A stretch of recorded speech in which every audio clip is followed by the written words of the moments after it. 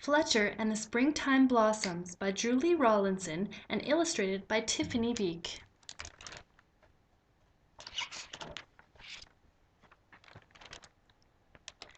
The woods were full of chirping, bustling, sing-song sounds of spring.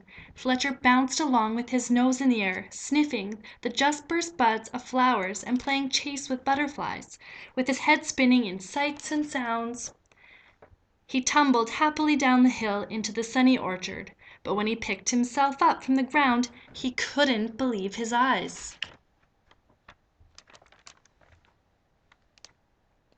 A soft breeze danced through the branches, carrying snowflakes.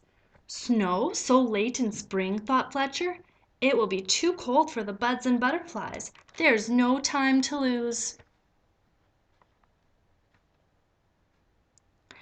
Looking for someone to tell, he trotted back up the hill and past a pair of birds cuckooing on a branch. "You've flown to your summer home too," Fletcher cried. "I've been down to the orchard and there's more snow on the way." "Then we should fly back south," they called. "But first we must tell Porcupine. He's just come out of his bed of leaves. He needs to snuggle back down or he'll freeze." Fletcher and the birds found Porcupine stretching and scratching. "There's snow on the way," panted Fletcher. "I saw it in the orchard. It will be too cold for the butterflies. The birds will need to fly south, and you must hide away." "Then I should crawl back into my bed," snuffled Porcupine sadly. "But first we must tell Squirrel that he needed to hunt for food. He's eaten his winter storage of nuts. He'll need to find some more."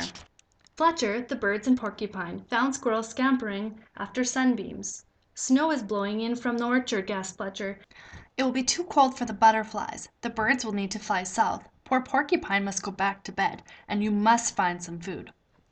"You're right. I've eaten my spring feast," said Squirrel, "and all my stores are gone. But before I hunt for more, we need to tell the rabbits to munch as much grass as they can before the snow falls." Fletcher, the birds, Porcupine, and Squirrel hurried off again. The rabbits were rolling down the hill next to their burrow.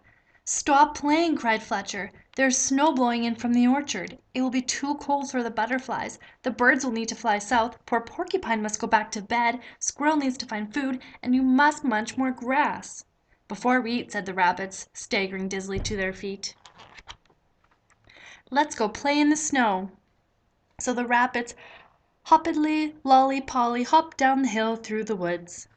They were chased by Squirrel, Porcupine, the birds, and a bouncy full of importance fox, all the way to the orchard, where the ground was white with blossoms. Blossoms bobbing in the branches, blossoms blowing in the breeze, blossoms blanketing the ground, and not a snowflake to be found. "Those are blossoms, not snow, you foolish fox," the animals cried.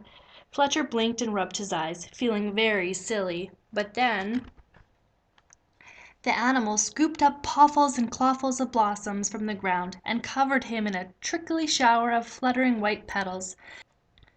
Fletcher and his friends ran and played between the trees, until at last they all clasped in a blossomy, soft white heap. Then the birds fluttered back to their branch with beakfuls of blossoms to line their nests. Porcupine snuffled off of the slope, his quills dotted with tiny white petals. Squirrel went chasing up and down the tree after snow-white petals dancing in the breeze. And the rabbits bounced back up the hill with blossoms to brighten their burrows. But Fletcher just lay smiling in his soft bed of petals, watching the blossom branches bobbing overhead. The end.